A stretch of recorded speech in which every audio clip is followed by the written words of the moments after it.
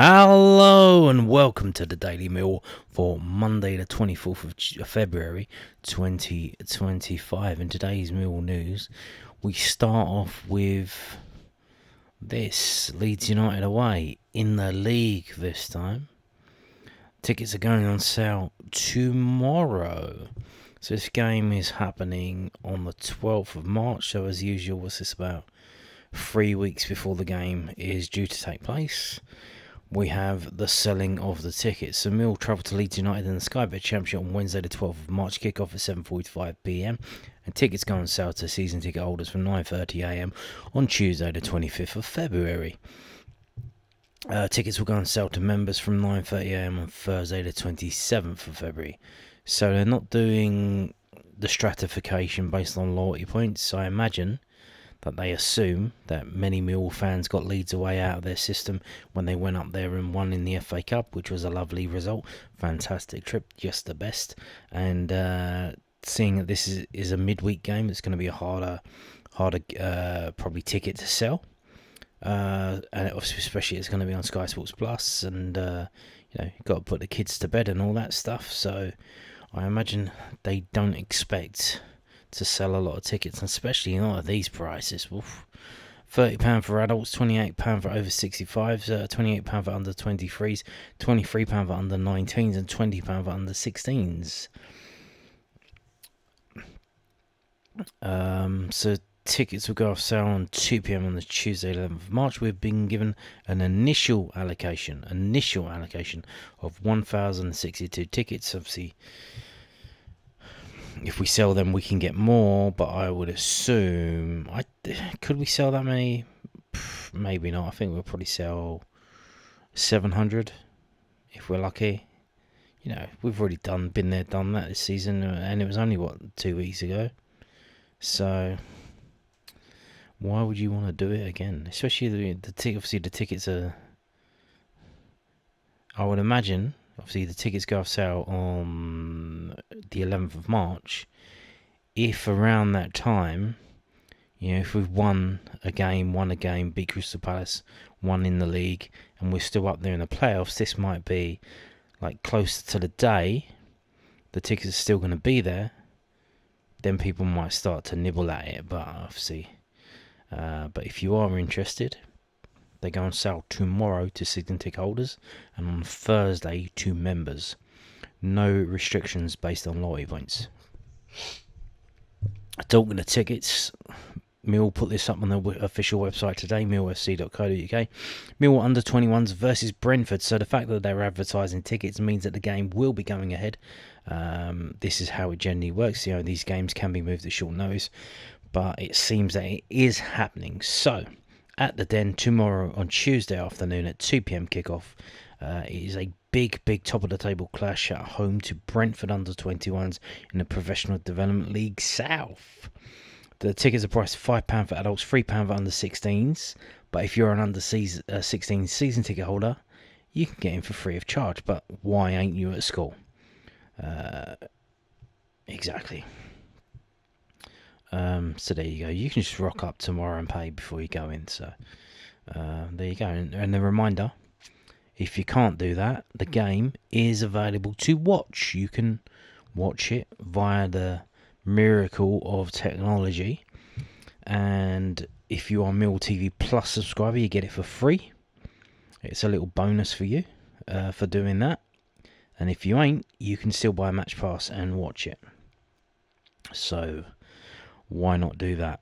Support the club. Let's go. Now, moving to some post-match comments. We've got this from southernnews.co.uk. The manager having a bit of a moan up. Mill boss shares schedule frustration but welcomes a clean sheet. Alex Neil was pleased his squad would get the opportunity to rest after a busy schedule heading into Mill's FA Cup 5th round tie with Crystal Palace next weekend, but was frustrated that the Lions' only clean weeks were before cup games.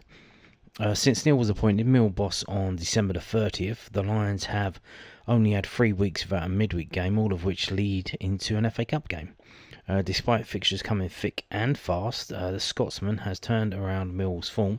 The Lions have lost just once in their last 9 games and sit in 11th, only 6 points off the playoff spots, while they managed to claim the scalp of league leaders Leeds United at Ellen Road in the FA Cup 4th round to set up a trip to Selhurst Park. I think the frustrating thing for me is every clean week I get seems to lead up to a cup game, Neil said after Mill's 1-0 win against Derby County last Saturday. I don't think we've had one clean week so far which led into a league game. And I think more importantly, for a lot of our boys, it's about rest over the next 2 days. A lot of them will get off their feet and relax a little bit. We've got a game Tuesday at the Den for the under-21s, which, a lot of the boys that haven't had minutes will get some minutes in. They get themselves prepared for the weekend, and we've got a cracker against Crystal Palace, so we'll be looking forward to that. Interesting stuff. It seems to be suggesting that maybe some of the first team players will be involved in that. Maybe Harding, although why would you risk him? But he needs to probably get some repetition in. He looked okay against Leeds. Maybe some of the others, maybe a Maku. Kelly, is Kelly around? They're not injured. I don't know. But so another incentive there. But also clearly why he's moaning is because he wants to do well in the league. It's the league that is the thing, you see. And he wants to have a whole free week ahead of a league game so that he can tell the players what to do and they can win the game and we can do well in the league. So that's why he's frustrated that isn't happening. But interestingly, Crystal Palace are playing tomorrow. They have a game. They have a tough game against Aston Villa. So obviously it's on Tuesday, so they will have time to recover. But we don't have a game. They have a game. Interesting stuff.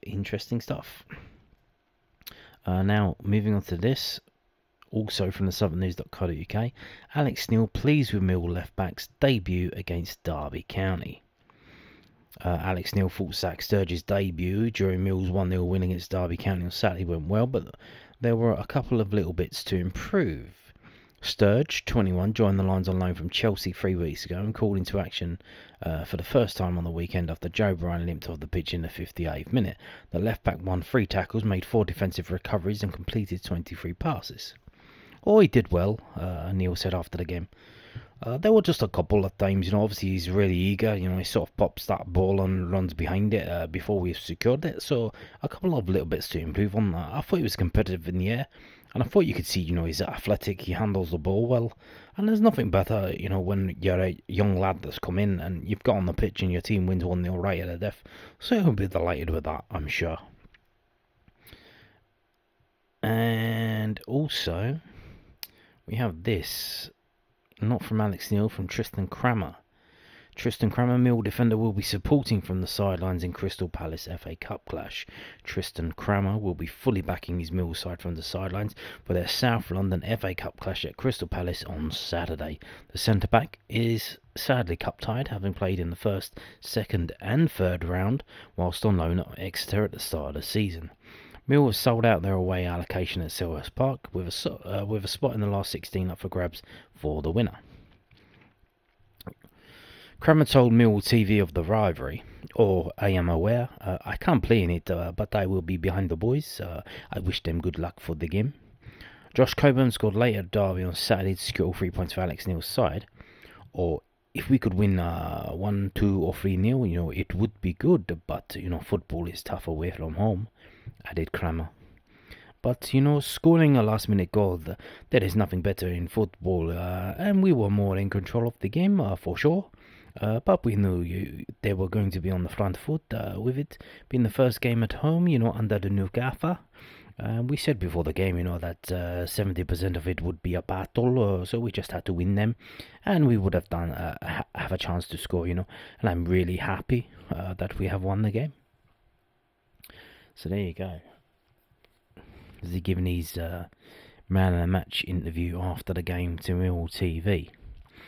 Now, moving on to the Loanwatch that usually gets published every Monday by the club on millfc.co.uk. Got a lot of loan players out at the minute. How did they all get on?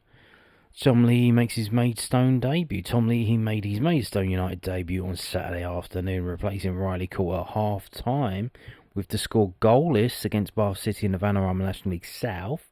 Leahy helped his team towards 3 second-half goals with the Stones sealing all 3 points, courtesy of Reece Greenwich, spelt phonetically, Aaron Blair and Charlie Seaman. Please. Elsewhere, Adam Mayer played 86 minutes of Bromley's 2-0 Sky Bet League 2 victory over Harrogate Town. Kamal Grant, an unused substitute. And Dylan Adai was between the sticks for Cheshire United as they lost 2-1 at Henry Hearns Hornchurch, but the striker was unavailable through injury. Chinockley was brought on in the 90th minute of Woking's 1-1 draw at Forest Green Rovers in the Vanarama National League, with Kevin Nisbet providing a crucial assist for Ode Dabair. 2 minutes into the second half, stoppage time of Aberdeen's 1-0 success over Kilmarnock in the Cinch Premiership. And the upcoming fixtures for these players out on loan. Games tomorrow night: Eastbourne Borough versus Maidstone, Bromley versus Bradford City, Hampton and Richmond Borough versus Cheshire United, Hornchurch versus Enfield, and Oxford City versus Woking is on Saturday, so keep an eye out for that. Talking of Tom Leahy and his Maidstone debut, we have this from kentonline.co.uk, which is the Kent Messenger group. Words from the manager. He seems to be quite impressed. The Maidstone United manager George Elokobi impressed with online Millwall striker Tom Leahy's debut in the 3-0 National League South win over Bath City. George Elokobi was thrilled with debutant Tom Leahy's impact in Maidstone United's home win over Bath. The half-time introduction of the on-loan Millwall striker transformed the match as United put a poor first half behind them to beat the Romans 3-0 on Saturday. Offering much needed support to Aaron Blair up front, Leahy, who's on board for the rest of the season, was quickly involved in the game. His run and shot led to the corner, for which Reece Greenwich broke the deadlock, and he continued to look lively as further goals for Blair, his first since New Year's Day, and Charlie Seaman clinched the points. It was a welcome result after 3 games without a win or a goal, and saw United rise a place to 6 in the National League South. We looked at it in terms of Aaron being the lone striker in the first half, said Kobe. We wanted to impact the midfield because we knew they were going to compact the midfield area. It was important, we matched them and tried to analyse what they were going to do in the first half. In the second half, it was important. We had 2 forwards on that were out-and-out forwards that have got legs and the quality in the final third to create a partnership, and I thought they did that terrifically. It was a fantastic debut by Tom. It is important we got him there. So thanks to Millwall for allowing him to come to us. He had other suitors in the National League and some of the big boys in the National League South that wanted his services, but he chose Maidstone, and we're delighted for him having the feel of the Galaka in its fantastic voice. And then he talks about other stuff. But I just wanted to share that quote from the manager about Tom Leahy. So there you go. Yeah, there you go. Now I'm going to finish with this.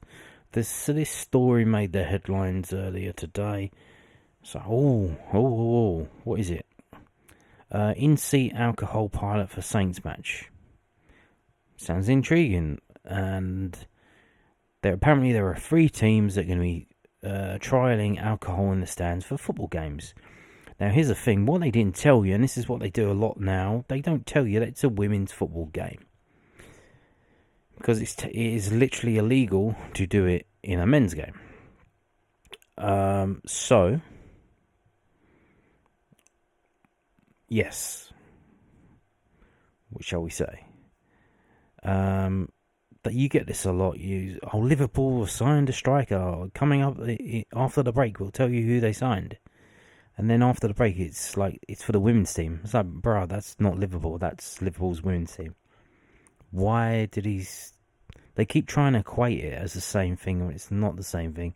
It's probably worse than Sunday football. So I don't know why they keep doing that. But so that was the headline. And what the reality of the story is, when you look into it, is that they're gonna let fans buy alcohol and drink it in the seats for women's games. in this league, whatever it is they do, FA Women's Premier League, WPL. So yeah, Bristol City are taking part in the trial along with Birmingham City, Newcastle United, but that's not St James's Park, and Southampton, to allow alcohol to be consumed in the view of the pitch, because it's not illegal for them to do it in women's football, which is again part of the reason why women's football isn't the same as men's football. But then, that might be a good thing, given, look at the picture there. Do these people want to be surrounded by people stinking of alcohol? I'm not too sure.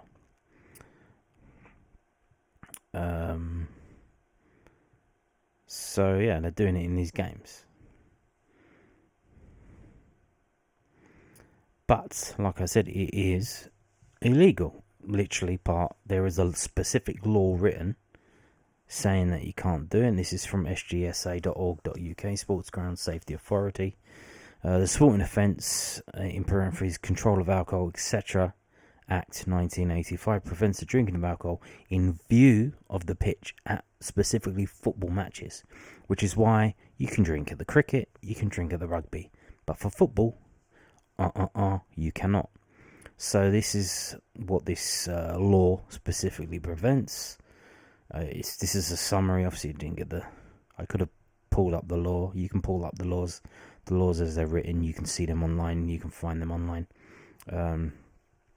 You cannot be drunk on entry into a football ground. So you can't be drunk going into a football ground.